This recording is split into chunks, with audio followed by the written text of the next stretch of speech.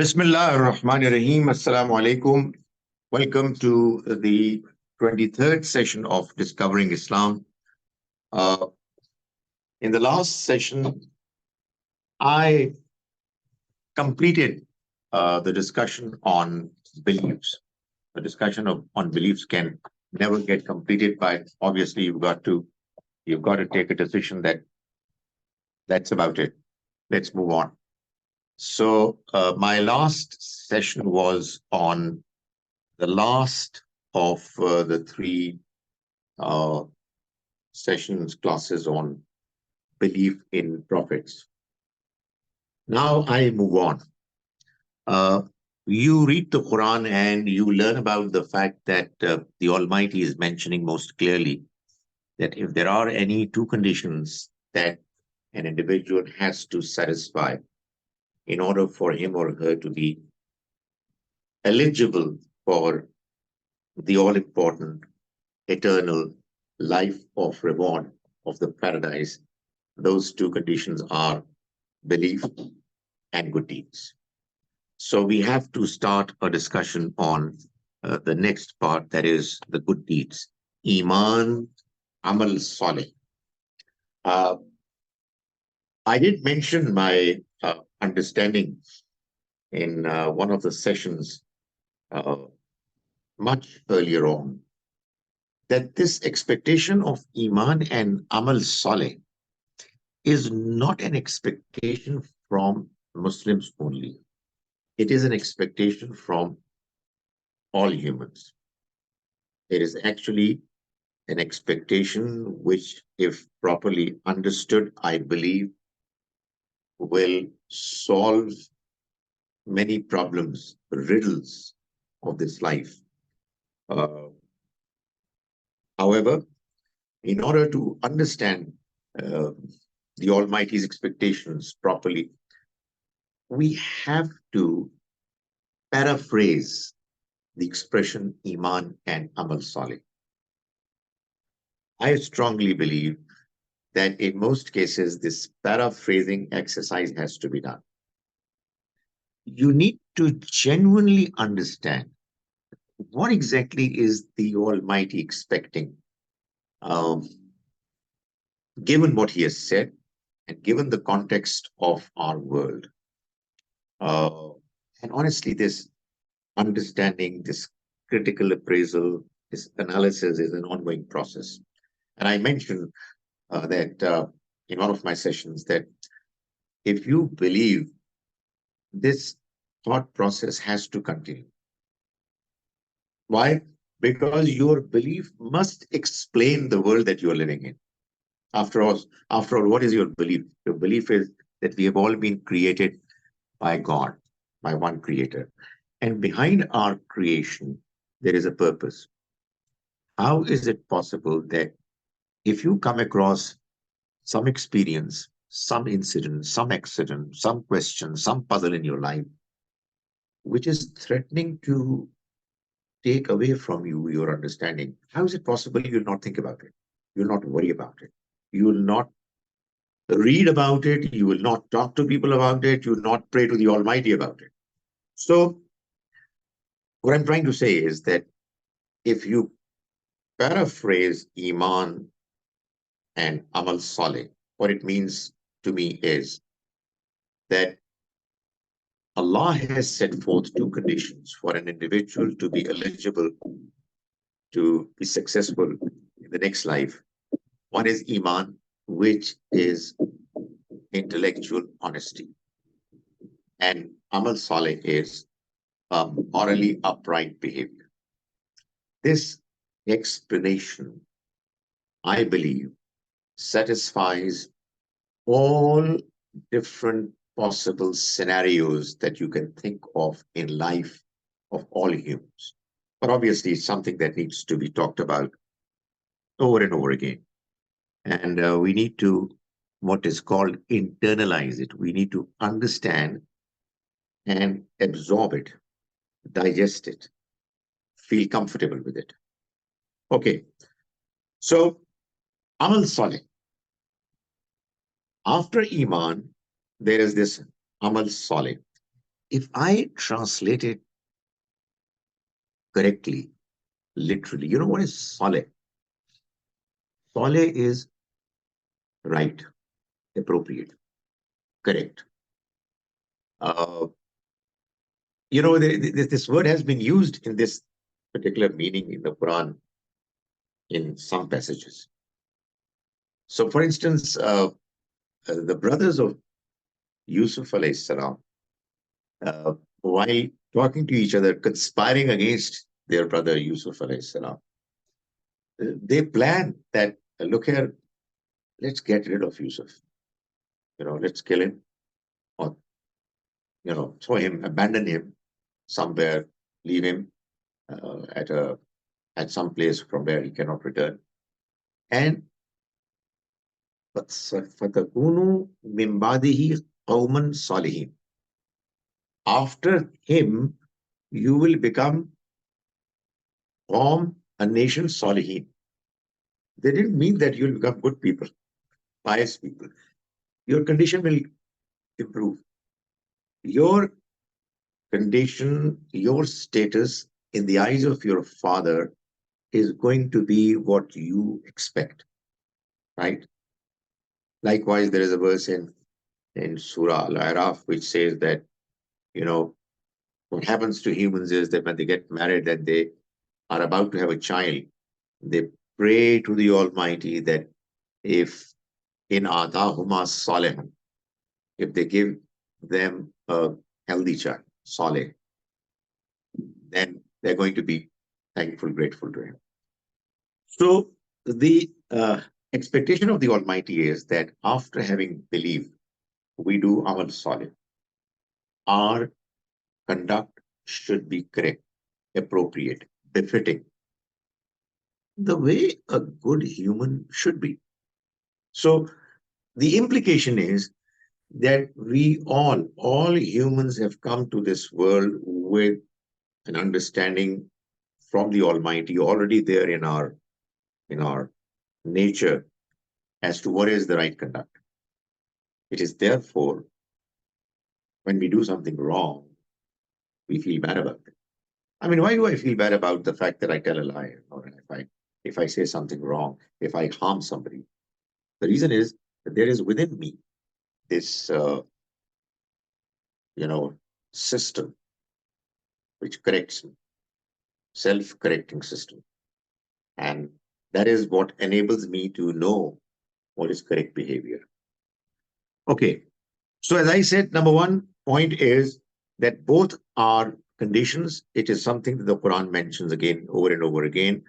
I mean, I refer to verse 62 of Surah Al-Baqarah, where the Almighty says, mentioning people belonging to four different religious groups, Inna lazina amanu, those who are believers, Muslim, wal lazina hadu, those who are Jews, one Nasara and Christians, was Sabain and Sabians. Man amana billahi wal yawmil akhir. Whoever believes in Allah, God, and the next life, وَعَمِلَ صَالِحًا وَعَمِلَ صَالِحًا, and does good deeds. فَلَهُمْ أَجْرُهُمْ عِنْدَ رَبِّهِمْ وَلَا خَوْفٌ عَلَيْهِمْ وَلَا هُمْ يَحْزَنُونَ. For them is going to be a reward with their Lord. They'll have no fear of the future nor any uh, regrets of the past. Now, sometimes in the Quran, there is only faith, Iman mentioned, and the good news of success of the next life is given. This is also what you find in Hadith as well, which causes some people, well, actually many people, to get confused. That if the good news of success is there for somebody who just believes, why bother about other things? And that causes many Muslims to not be particular about their good conduct. The fact of the matter is that if you read the Quran properly in a way that you start learning how the Almighty expresses himself in the Quran, you will very soon realize that the Almighty exercises economy of words. He uses fewer words than what he wants to say and express himself. Why? Because that used to be the style of expression in the Arab world amongst the Arab, literate people, poets, orators. That used to be considered as the most effective way of communication. So the Quran had to impress the first generation that it addressed first, and then anybody else. So, I mean, it is assumed in this style of presentation that the people who are being addressed are A, listening or reading carefully, and B, they're intelligent. God has given intelligence to everyone. When you do that, well, you understand. So what you find is that what has been mentioned is mentioned in fewer words, but what is desired to be understood, what is implied is much more. So, for instance, the Quran says in Surah number 41, Surah Hamim Sajda, also called Surah Fussilat, verse 30, Inna allazina qalu Rabbun Allah. Indeed, those people who say our Lord is Allah God, thumma istaqamu, and then they are steadfast on it. Tatanazzalu alayhimul malaika. Angels are going to come down to them, and they're given good news of the paradise. Obviously, here summa istaqamu means that they believe and they are steadfast in their belief in that their conduct is proper. They are following the guidance of good deeds that the Almighty has provided them with in their own nature and from in the outside world through the messages sent to the prophets and messengers. Likewise, as I said, is the case when it's mentioned in Hadith. Man qala la ilaha illallah. Whoever says la ilaha illallah dakhal al-jannah is going to enter the paradise. What it means is that whoever says it, believes in it, understands it, and stays firm on it, practices it. You just take it literally without its implied meanings, and you're going to be in trouble. And obviously, it doesn't really mean that you just pronounce the kalma and you're fine. Whether you tell lies, whether you cheat people, whether you harm them, you're going to be okay. No, that's not the case. Okay, we move on. The other aspect of deeds and faith coming together is that the Quran tells us that evil deeds have the potential of destroying your faith.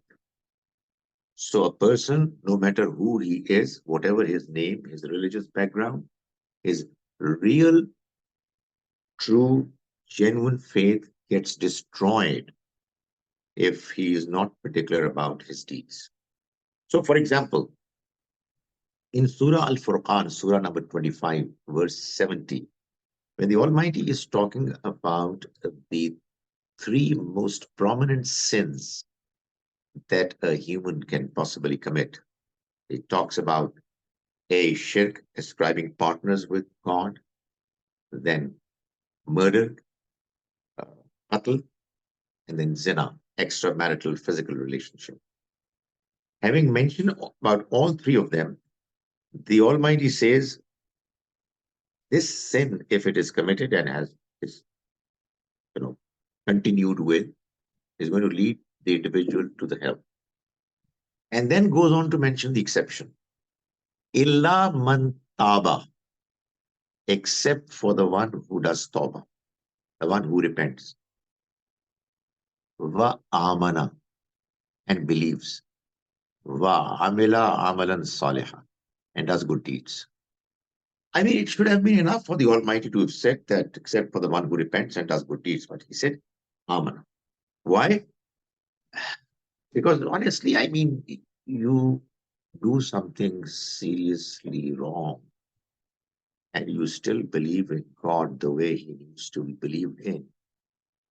It's not possible. I mean, it's not possible. You lose it. But God is kind. He has designed our system in a way, fashioned in a way that we do tend to go wrong. We have our moments of weaknesses. But then very soon we realize that, oh goodness me, this was wrong. It's absolutely shameful. So when we repent, we actually, the first thing is that we get our faith back. We become believers again. So the implication is that you lose your belief if you do something seriously wrong. The same thing has been mentioned in a very interesting verse. I must have mentioned it before. It's verse 43 of Surah Al-Ma'idah.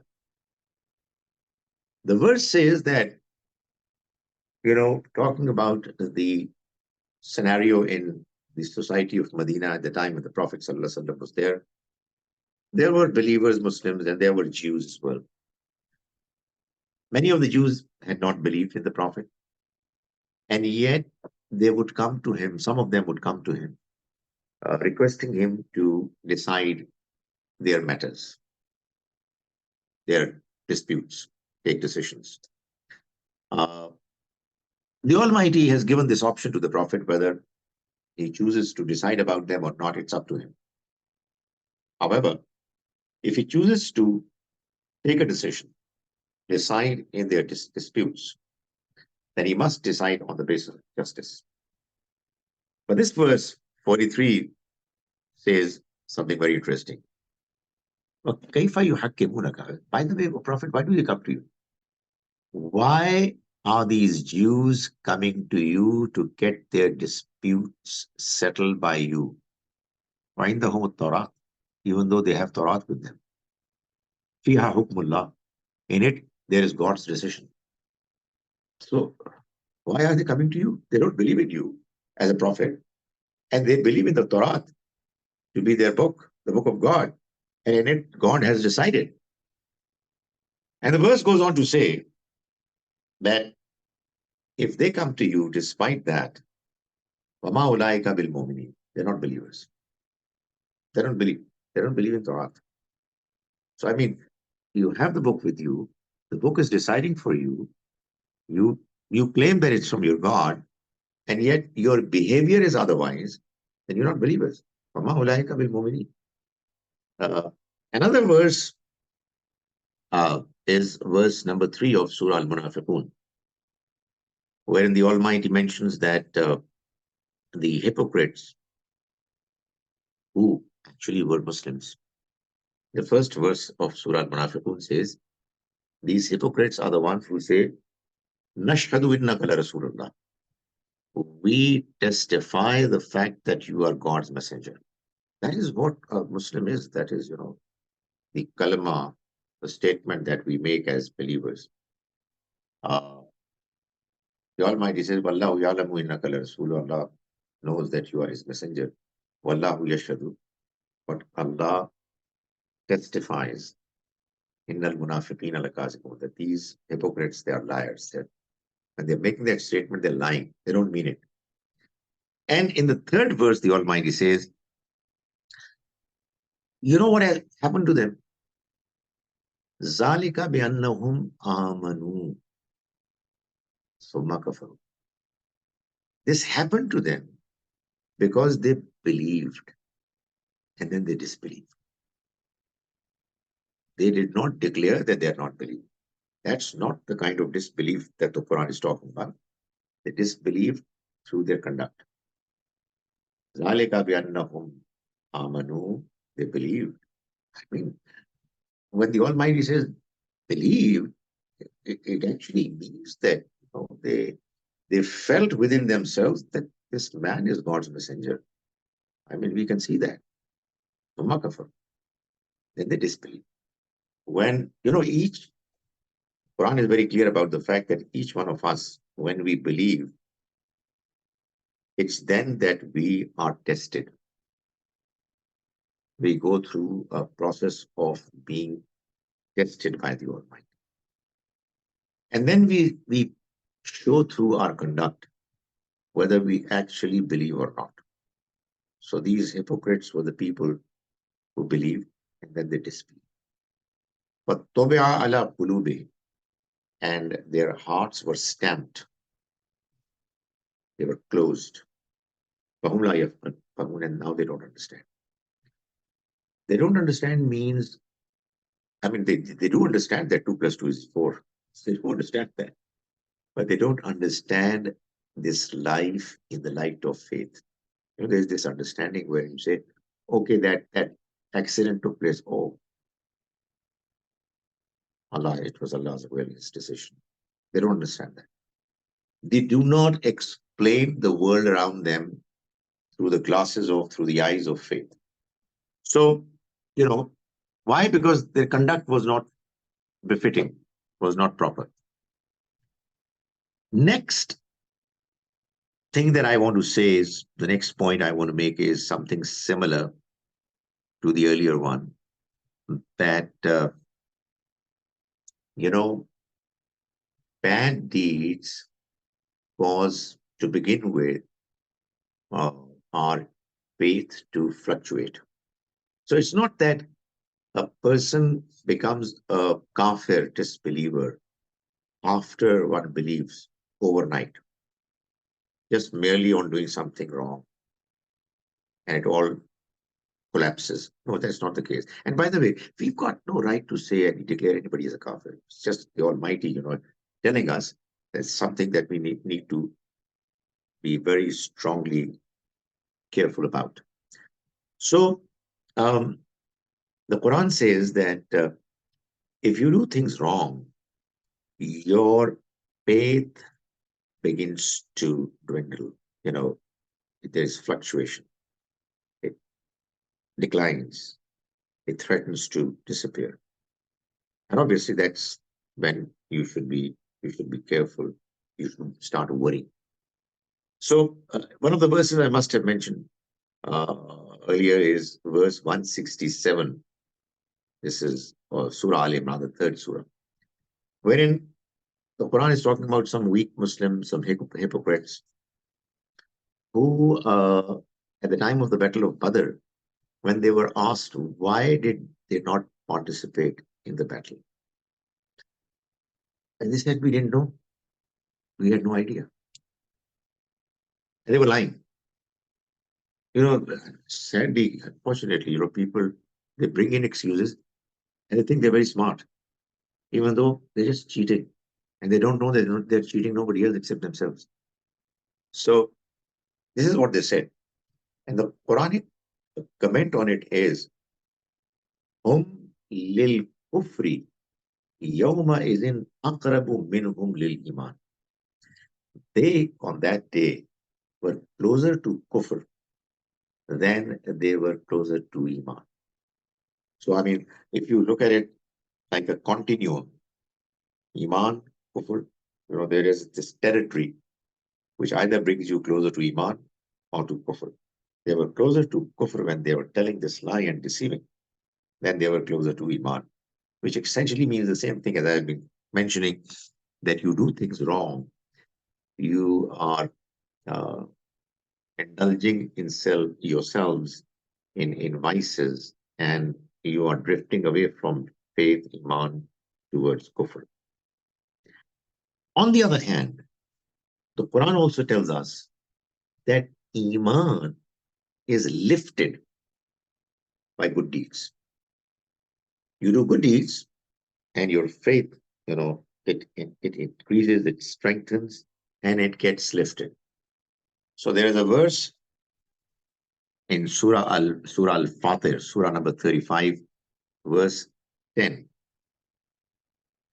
The verse says, Ilayhi yas'adu al-kalimatu tayyib. Towards him ascend the good statement, the pure statement. A pure statement is actually faith, the statement of faith, the statement of Tawheed. That has a tendency of ascending, getting lifted towards the Almighty. Wal amalu salih yarfa'u And good deeds, they lift it.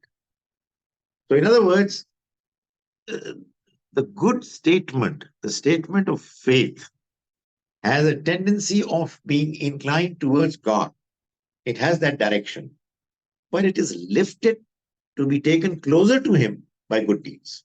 It's a beautiful way of expressing it, that uh, your correct direction promises to take you closer to your Creator. But it's going to get closer only when it's going to be kind of pushed by good deeds.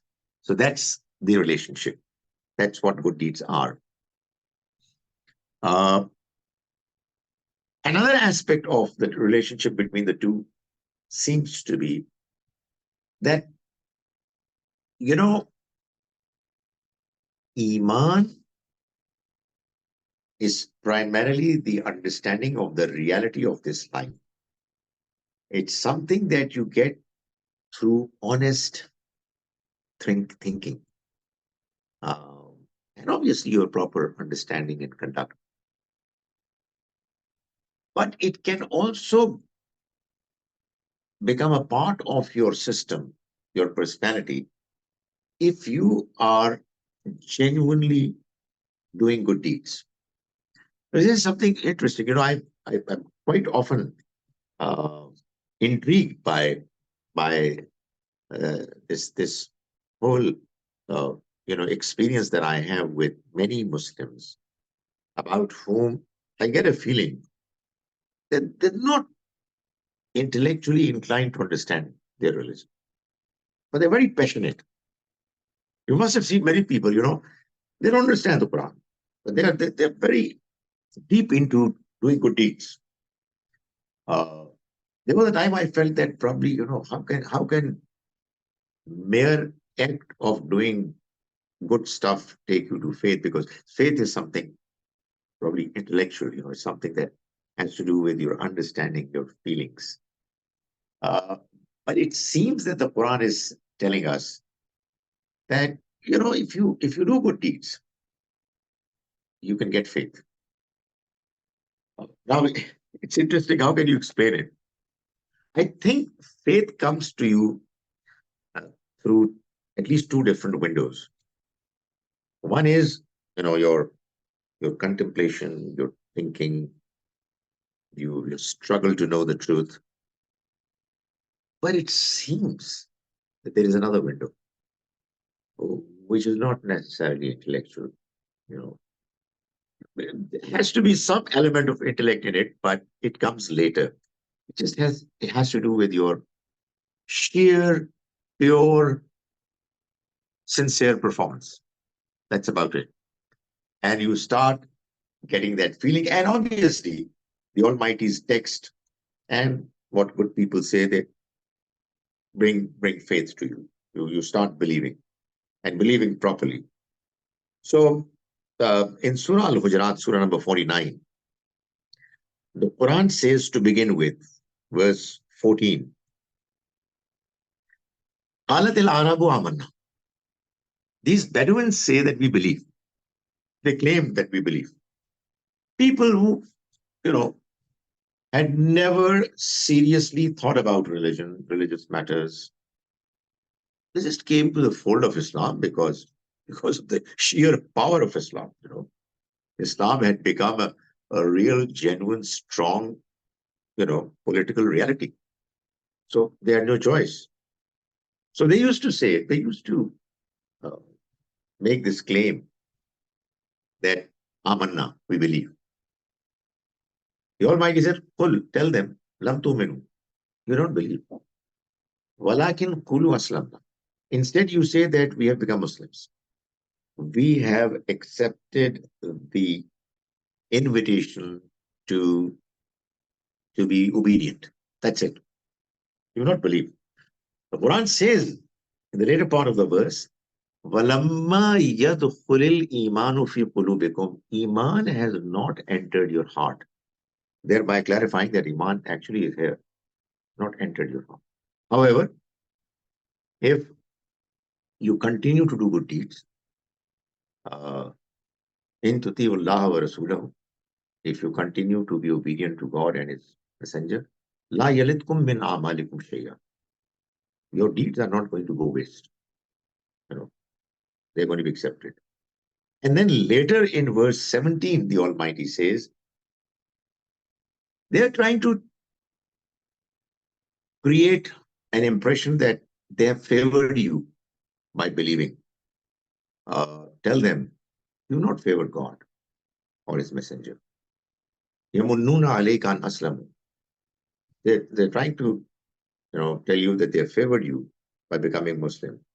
Qulla tamunnu alayya islamakum. Don't give us the understanding that you favored us through your Islam.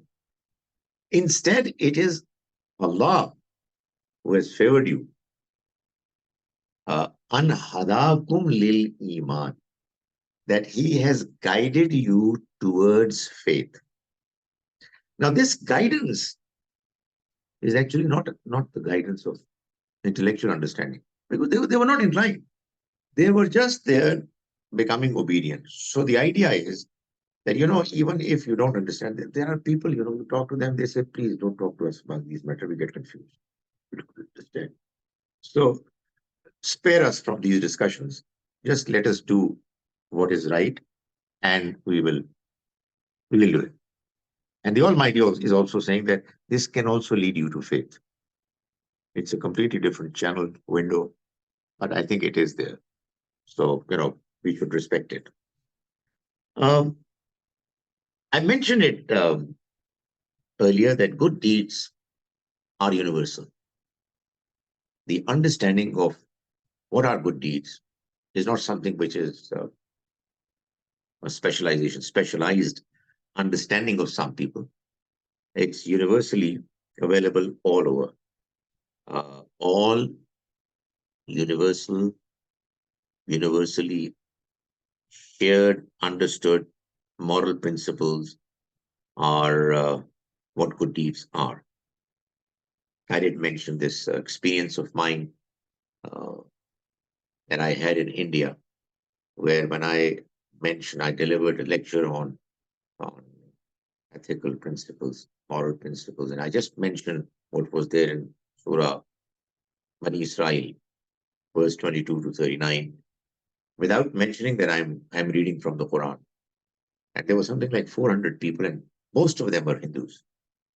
And after my lecture, and one elderly person, he stood up and he said that whatever you said, we completely agree. Even though what I said to begin with was that God is to be worshipped and nobody else. They said we have no dispute, no disagreement. Such is the extent of universality of these principles. So they're all universal. Then what is Sharia? I've already mentioned Sharia, which happens to be a smaller component part of the expectation of good deeds, is the Almighty's response to some questions that come to one's mind while following one's moral principles. Questions which it seems are not possible for us humans to answer.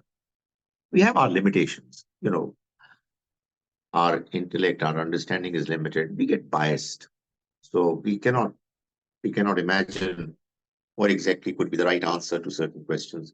And it is in those areas that the Almighty, not all of them, in some of the areas, some of such areas, the Almighty has chosen to express Himself clearly.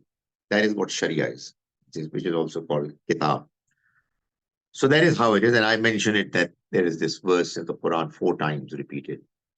It talks about the fact that the Almighty sent His messenger who yatlu alayhim ayatihi, recites before them His verses, wa yuzakkihim, and does their tazkiyah, purifies them, wa yuallimuhumul kitaba wal hikmah, and teaches them the book and al-hikmah, the moral principles. So the book is actually the law, the Sharia, and the moral principles. The two together is what we understand is the the presentation of good deeds by the Quran. So your formal prayers, your zakat, law of inheritance, punishments, and so on. This is Sharia. Very limited, by the way, list. Because the bigger expectation is the expectation of moral principles. But in order to be more clear, the Sharia has been also been provided to the believer. And there is no dispute in moral principles. Whatever disputes there are in amongst different parts of the societies of the world, there could be two reasons why people apparently seemingly dispute. One reason could be that although there is no dispute in the moral principle, the way that moral expectation is achieved, it's done differently.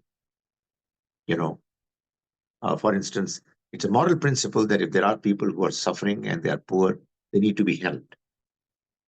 In the eastern part of the world, in our countries, people normally help the others directly. In the western part, it's done indirectly. There are specialized institutions. The governments take the responsibility, the states take the responsibility, and so on. But the principle is not disputed. Those who have lagged behind in the economic race have to be helped. So that's one reason why there is a dispute, apparent dispute.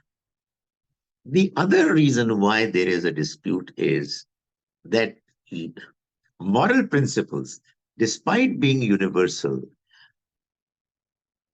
have been designed in a way by the Almighty that they can degenerate. They can be spoiled. Why? Because this life is a trial. So, that telling a lie is bad. If, God forbid, you tell a lie, you really feel bad about it. But then after a certain while, your feeling gets degenerated. The voice of conscience gets weaker and weaker. That is what happens.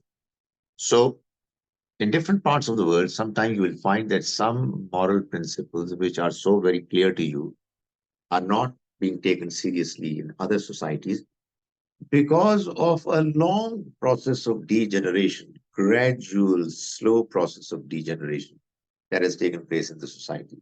That they don't even feel that it's bad anymore. The new generation doesn't even feel bad about it. It's not an occasion for me to give you examples, but that's how it happens in the Eastern world. That's what happens in the Western world. Examples of in both societies. Obviously, there can be a dispute in Al-Kitab in Sharia, because that's the Almighty's decision. That's the Almighty's verdict. He himself has chosen to make it slightly somewhat different in the case of different messages that he sent to different nations. Why? Well, the Almighty wants people to be tested. And one way to test them is to give them different sharias and see how they behave with each other, whether they respect each other or they fight over it. So the verdicts of Sharia can be different. Al-Kitab Sharia is important, but Sharia is not fiqh. That's something which really needs to be understood. Fiqh, jurisprudence, is the opinion of scholars. Sadly, people are more concerned about fiqh and they confuse fiqh with Sharia. Sharia are the verdicts of the Almighty, which are absolutely clear. They're mentioned in the Quran, or they are there in the unanimously accepted religious practices, Sunnah.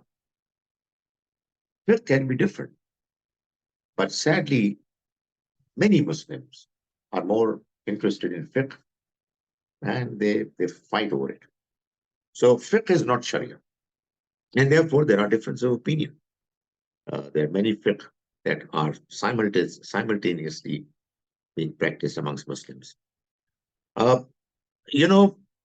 The universality of Moral principles is reflected in the Universal Declaration of Human Rights.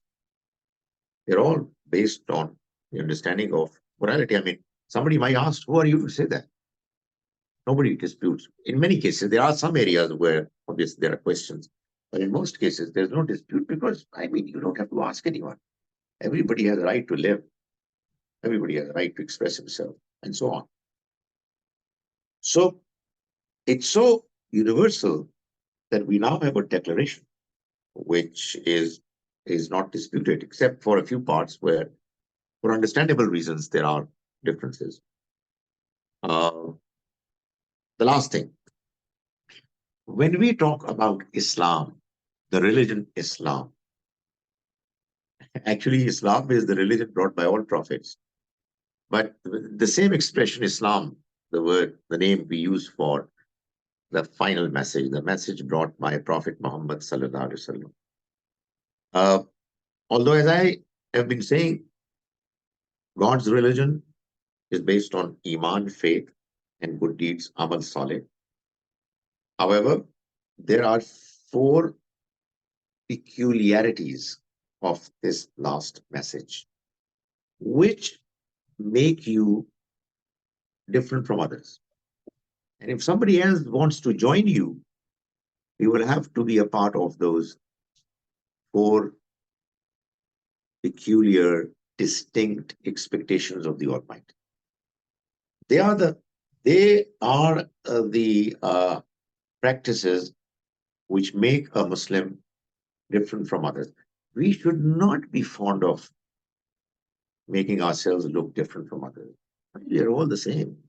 We would want to have good relations with others. After all, how else can we invite them to understand our message? However, there are four things that make us naturally different from others. Salat, we say 5 times prayers. Zakat, we spend into a certain way, formula on those who are needy. Psalm, fasting, fast in the month of Ramadan for 29, 30 days. And Hajj and Umrah, we go for the journey to visit the house of Allah and to meet Him spiritually. So these four acts are also a part of good deeds because they are the ones which, when they are performed properly, they enable our effort to be good humans made possible, or it's supported, or it becomes more effectively achieved. That's all for today.